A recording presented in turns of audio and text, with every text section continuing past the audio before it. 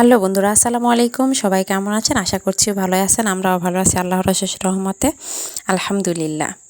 তো আজকে আবার গ্রামের বাসায় চলে এসেছি। বৃহস্পতিবারে প্রায় প্রত্যেক বৃহস্পতিবারে আসি গ্রামের বাসায়, কেননা নওগাঁ থেকে আসতে আমার প্রায় আধা ঘন্টা পৌনে 1 ঘন্টা টাইম লাগে, তাই আমি আসি।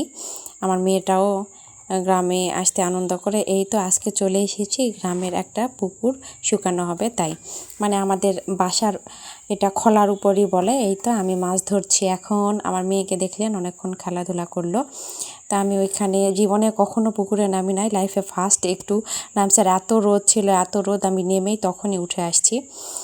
যে কেমন করে মাছ ধরে সে ভয় পাচ্ছিলাম যে কি মাছ ধরতে পারবো না কি, তেমন তো আমি শুধু বের হচ্ছে আর চিৎকার দিচ্ছি, এই মাছ এখানে বের হয়েছে বের হয়েছে। সবাই বলছে ধরতে পারছেন না, শুধু চিৎকার করছেন।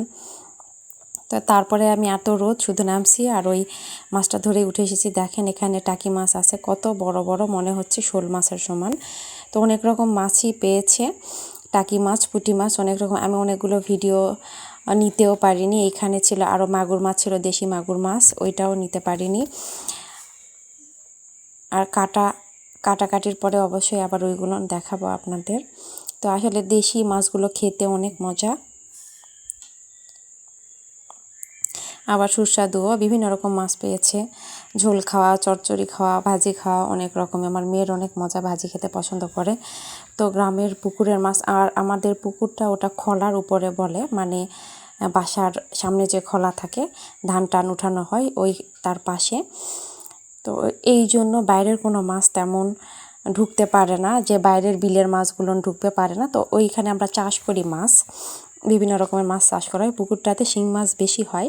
তো এই তো কই মাছ ছিল এখানে, পুঁটি মাছ, চোপড়া মাছ। আসলে দেশি মাছগুলো খেতে কী যে মজা, আর টাকি মাছের ভর্তা কী যে বলবো, মুখে লেগে থাকার মতো। তো অনেক রকম মাছ ছিল আর ভালোই বড় বড় হয়েছে। এইগুলো ছিল কি বড় বড় পুঁটি মাছ, এগুলো ভেজে খেতে অনেক মজা লাগে। এগুলো আমি এখনও কাটতেই পারিনি, কাটবো, প্যাকেট করব। তো এই তো সব মাছগুলো আমি বাসায় নিয়ে চলে এসেছি। তো শুধু আমি নিইনি, সবাই মিলেই নেওয়া হয়েছে, আরও ভাগ হয়েছে। তো ভাগ করে দিয়ে আমি নিয়ে এসেছি, এগুলো এখন ফ্রিজে উঠাবো। তো বন্ধুরা, আমার ভিডিওগুলো ভালো লাগলে অবশ্যই লাইক, কমেন্ট এবং শেয়ার করবেন, আর আমার চ্যানেলটি সাবস্ক্রাইব করবেন। আর এত রোদ ছিল যে আমি কি ভিডিও নিব, তাড়াহুড়ো করে মাছগুলো কেটে প্যাকেট করছিলাম। বেশিক্ষণ থাকলে নরম হয়ে যাবে, খেতেও ভালো লাগবে না। আর টাটকা মাছ ছিল, এই জন্য তাড়াহুড়ো করে তুলছিলাম। এত রোদের তাপ কি আর বলবো, থাকা যাচ্ছে না। এত 2 দিন থেকে এত রোদ পড়ছে। তো এই ছিল আমার গ্রামের বাড়ির পুকুরে মাছ ধরার ভিডিও। তো আপনাদের কেমন লাগলো অবশ্যই বলবেন। সবাই ভালো থাকবেন, সুস্থ থাকবেন, আমাদের জন্য দোয়া রাখবেন। আল্লাহ হাফেজ।